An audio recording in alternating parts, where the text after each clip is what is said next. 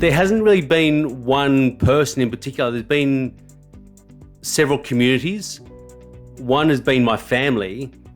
My immediate family has been ridiculously supportive and helped me get through my situation. My extended family, like Shay and my cousins interstate, have always been there. Like if I was struggling, I'd pick up the phone and ring someone, and vice versa. If I knew someone else was struggling, I'd pick up the phone and ring them. My old teammates from the Sydney Swans came into my hospital room in August 2005. They came in just to pat me on the back and say g'day and make sure everything was okay. They all left, and then in September 2005, the Swans won their first premiership in 72 years. So there was them, my local footy club, the Pennant Hills Demons.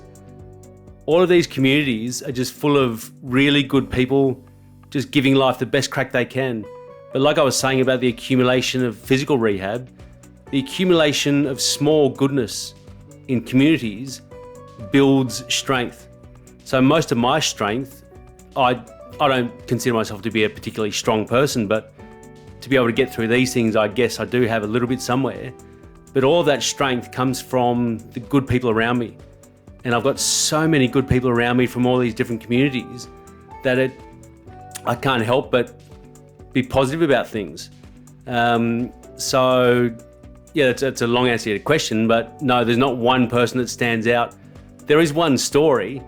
So when I was playing footy before the stroke, my local footy club, Pennant Hills, we made the preliminary final and were red hot favourites to win the competition. We were meant to win that game, go to the grand final and destroy everybody. But we lost the preliminary final against Balmain. And I came off the ground, I think I was 17 years old, bawling my eyes out. And my mum, I'll never forget it, my mum came over to me, confused as hell. She looked at me in the eye, she goes, "What are you doing?" I said, we worked hard all season for this and we lost. She said, "It's a game of football. Just put a Band-Aid on, you'll be right." And I always thought that was really, really insensitive at the time. I thought that's such a hard call. But looking back on it, I realised that good things happen to bad people, bad things happen to good people. Rain falls on the just and the unjust alike. But there comes a time when you just have to get over it and go and play in the puddles. It's interesting how you said good things happen to bad people, bad things happen to good people. That's something that's been going through my mind in preparation for this. And I sense sometimes that they're just, in my world, there seems to be bad things happening to good people more often than good things happening to bad people. Have you ever thought about that, I guess that saying, and maybe why life throws these good people some bad situations from time to time? I've thought about it a lot because I'd like to think I make good decisions and I'm not a bad person, but all these bad things happened.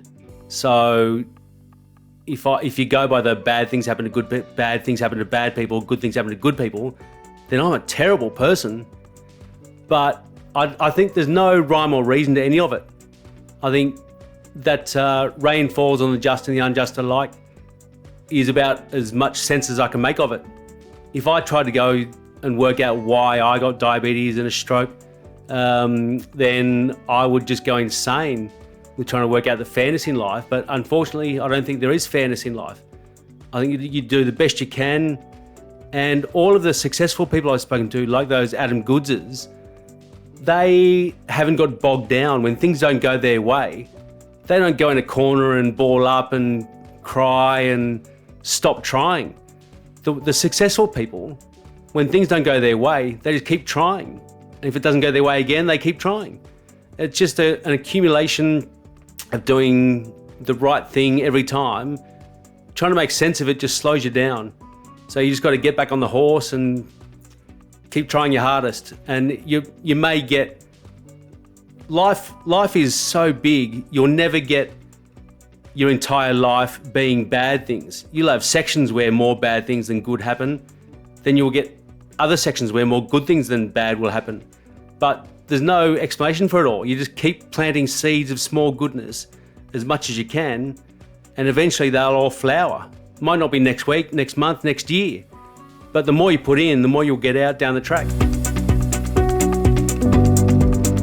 If this culture clip helped you, hit that like button below, and we'll see you in the next clip.